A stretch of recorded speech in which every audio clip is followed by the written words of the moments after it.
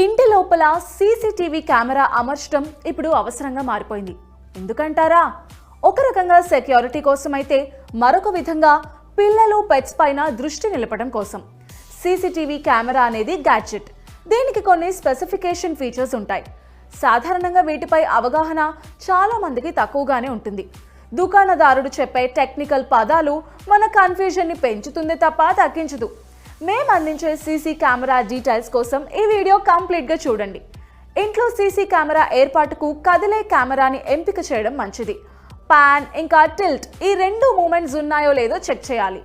సాధారణంగా 355 డిగ్రీస్ వరకు పాన్, ఇక 90 డిగ్రీస్ టిల్ట్ మూమెంట్ని కెమెరాస్ సపోర్ట్ చేస్తాయి.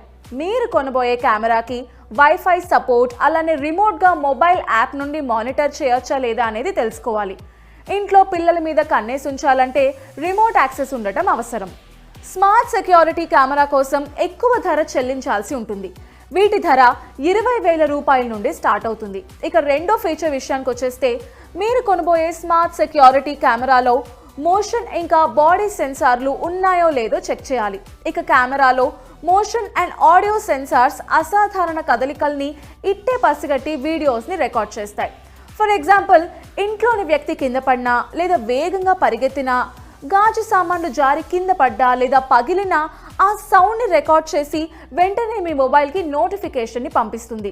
ఇప్పటి వరకు మనం చెప్పుకున్న కెమెరా ఫీచర్స్తో పెద్ద సైజ్ ఇంటికి ఎలాంటి కెమెరా ఫిట్ అవుతుందో చూద్దాం.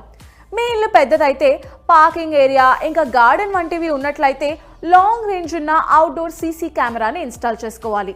అయితే కెమెరాలో మంచి క్వాలిటీ ఇమేజ్ సెన్సార్ ఉందా లేదా చెక్ చేయడం మర్చిపోవద్దు.